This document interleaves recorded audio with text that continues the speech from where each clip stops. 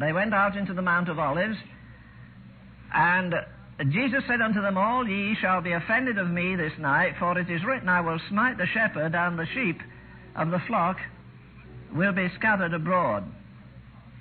But after I am risen again, I will go before you into Galilee. Peter again, always got an answer. Peter said, Though all men forsake thee, I will not do it.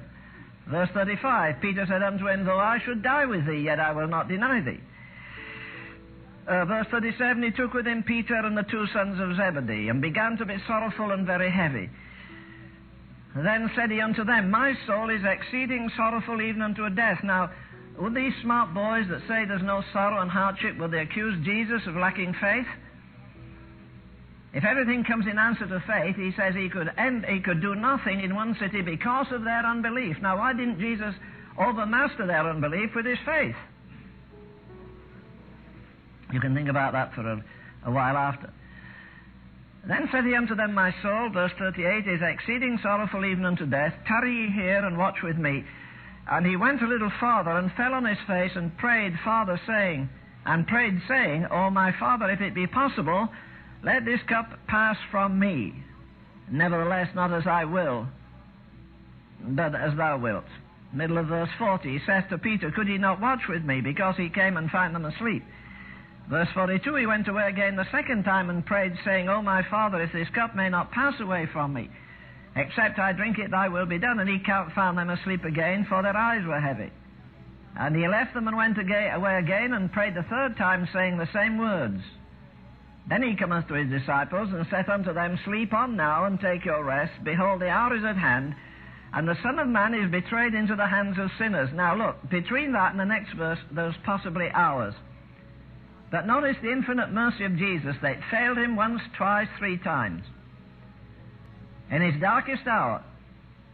And yet verse 46 says, Rise, let us be going. Behold, he is at hand that betrayeth me. So Jesus waited patiently while they slept in the most critical hour of his life. You may not agree with me, that's all right. But I believe that's exactly what the church is doing now in the most critical hour since she was founded. She's sleeping, and therefore failing her Lord in this most critical of all critical hours in history. These are the very men who one day came to Jesus, and as I've said, and not facetiously, they didn't say, Lord, teach us to sing. They didn't say, Lord, teach us to preach, though he was a master preacher. Think of the Sermon on the Mount. They didn't say, Lord, teach us to heal the sick. They came and they said, Lord, teach us to pray. In other words, we've heard John that they were kind of suggesting John doesn't touch the heights that you touch. Now, it's amazing there is no record in the Scripture of Jesus ever praying with his disciples. He prayed for them, but I don't know that he prayed with them.